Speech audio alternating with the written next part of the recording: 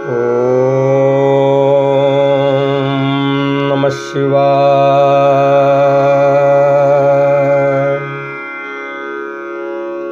ओम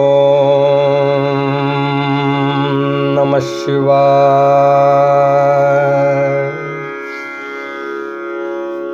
ओम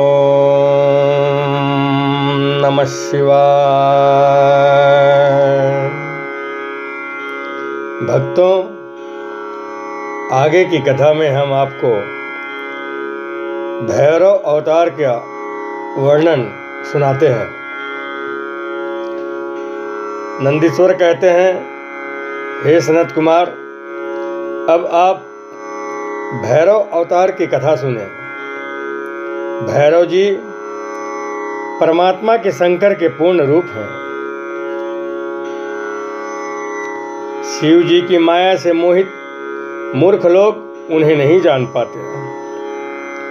एक बार समस्त देवता और ऋषिगण परम तत्व जानने की इच्छा से ब्रह्मा जी के पास गए और उनसे पूछा, हे लोकनाथ, अद्वितीय तथा अविनाशी तत्व क्या है? नंदीश्वर बोले, शिव जी की माया से मोहित वे ब्रह्मा जी परम तत्व को न समझकर अहंकार युक्त होकर बोले, मैं ही सारे जगत का प्रवर्तक, संवर्तक और निवर्तक हूँ। हे देवताओं, मुझसे बड़ा और कोई नहीं है। उसी समय वहाँ स्थित विष्णु ने उनकी बात का विरोध करते हुए स्वयं को संपूर्ण लोकों का कर्ता परम पुरुष परमात्मा बताया। इस प्रकार ब्रह्मा और विष्णु दोनों में विवाद हो गया।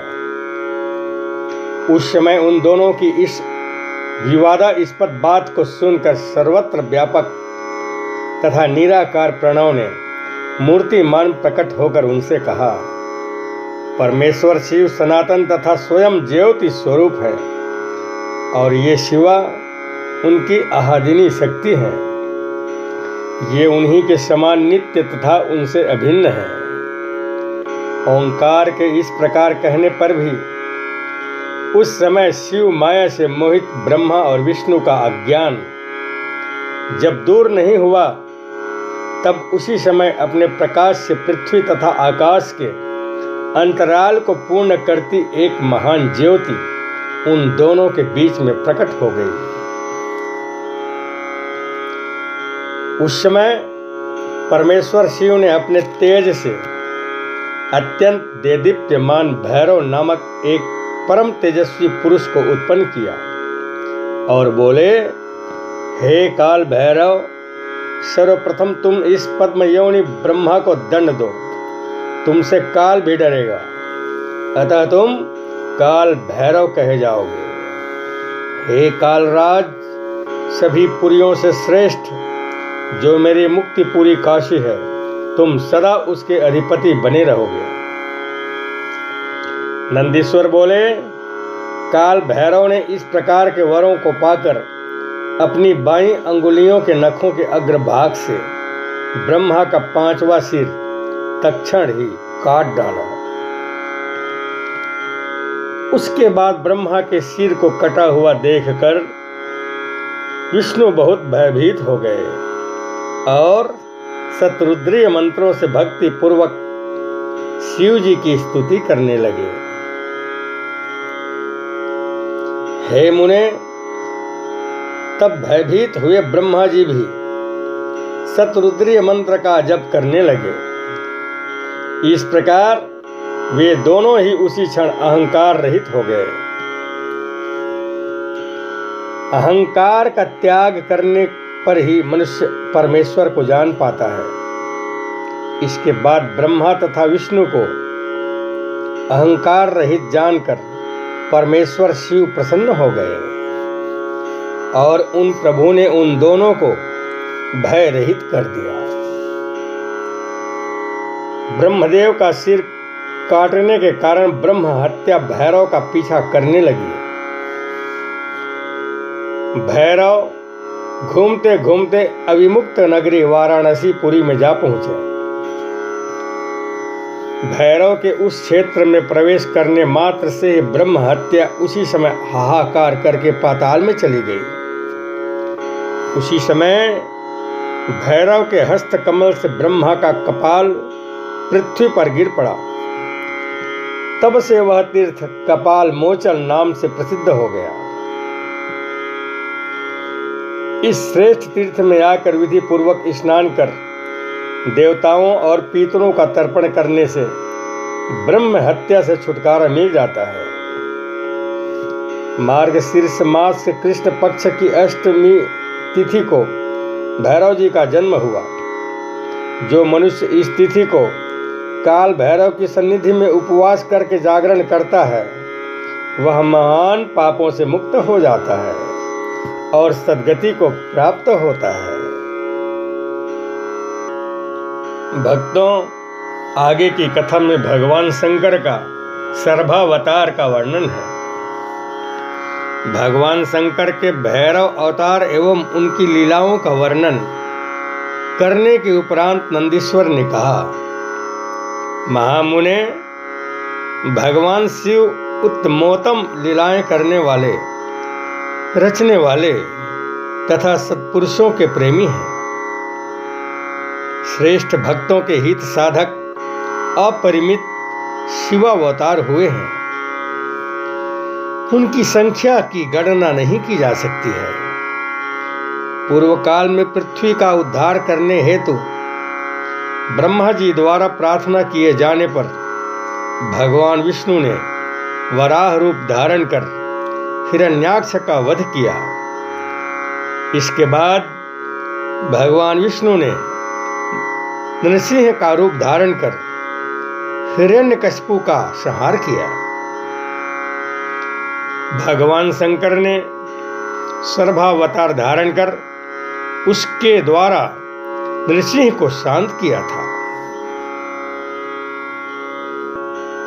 भक्तों, आगे की कथा में भगवान शंकर के गृहपति अवतार की कथा का वर्णन बताया जा रहा है।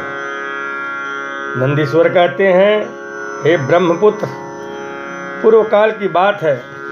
नर्मदा के रमणीय तट पर नर्मपुर नाम का एक नगर था, जिसमें विश्वानर नाम के एक मुनि निवास करते थे। वे पुण्यात्मा, शिव भक्त और जितेंद्रिय थे। सुचितमती नाम की एक सद्गुणवती कन्या से उनका विवाह हुआ। एक दिन सुचितमती ने अपने पति से शिव के समान पुत्र प्राप्ति की इच्छा व्यक्त की। इसके लिए मुनि विश्वानर ने वाराणसी जाकर घोर तप किया। उनकी तपस्या से प्रसन्न होकर स्वयं भगवान शंकर सुचितमती के गर्भ से पुत्र रूप में प्रकट हुए। स्वयं ब्रह्मा जी ने बालक का गृहपति नाम रखा। उस बालक की अवस्था का 9वां वर्ष आने पर गृहपति को देखने के लिए वहां नारद जी पधारे। नारद जी ने बालक की हस्तरेखा देखकर बालक की प्रशंसा की, पर साथ ही कहा कि मुझे शंका है कि इसके 12वें वर्ष में इस पर बिजली अथवा अग्नि द्वारा विघ्न आएगा। यह कहकर नारद जी वहां से चल गए।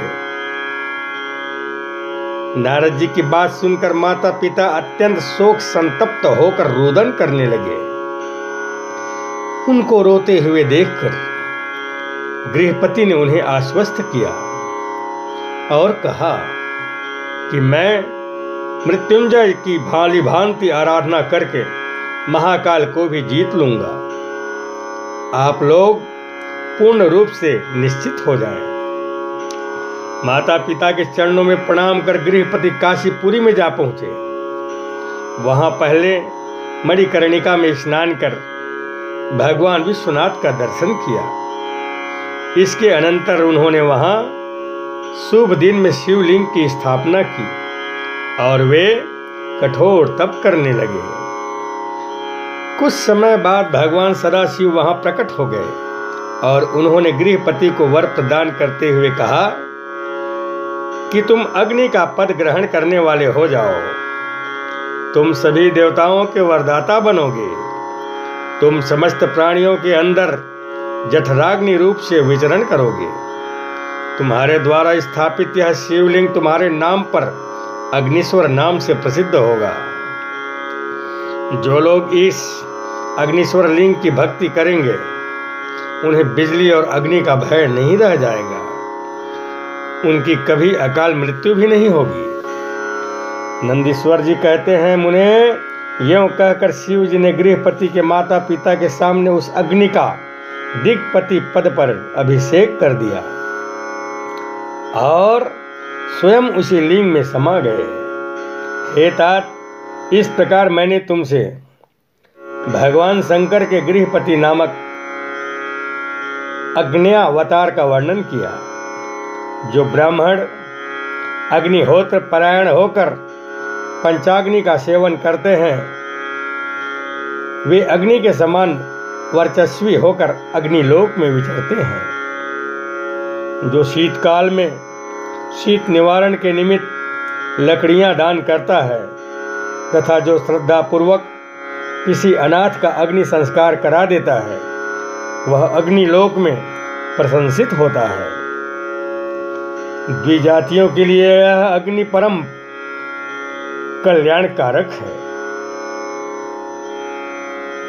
ओम नमः शिवाय। ओम नमः शिवाय। ओम नमः शिवाय।